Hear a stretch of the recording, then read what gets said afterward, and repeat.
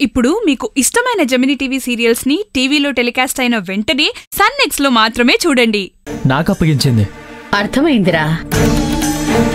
శ్రావణిని అడ్డు పెట్టుకొని గుడి నగలు కొట్టేయాలనే కదా సంధ్య ప్లాన్? కరెక్ట్ అమ్మా. మరి నువ్వు సంధ్యకేం చెప్పావు?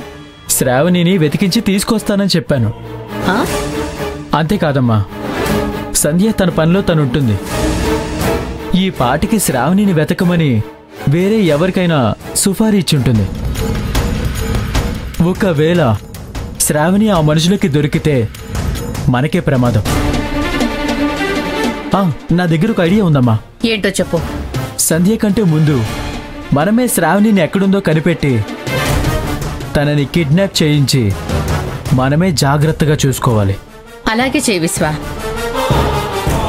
కానీ శ్రావణిని మనం వెతికిస్తున్నట్టు, మనం కిడ్నాప్ చేస్తున్నట్టు ఎవరికి తెలియకూడదు.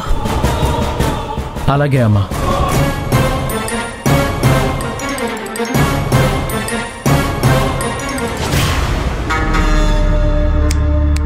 హలో అన్నపూర్ణమ్మ గారు,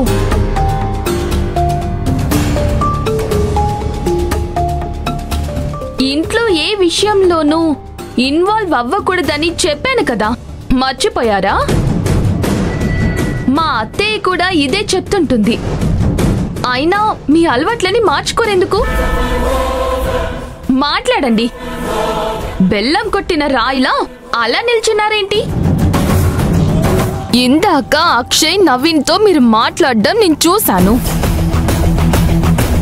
నిజం చెప్పు. ఏం లేదమ్మా, నవీన్ వాళ్ళు గుడికి వెళ్లారు కదా, దాని గురించే నాతో మాట్లాడారు. మీరు చెప్తుంది అబద్ధం. వాళ్ళు గుడికి వెళ్ళింది మా అక్కని వెతకడానికి. శ్రావణిని వెతకడానికి వెళ్లారా?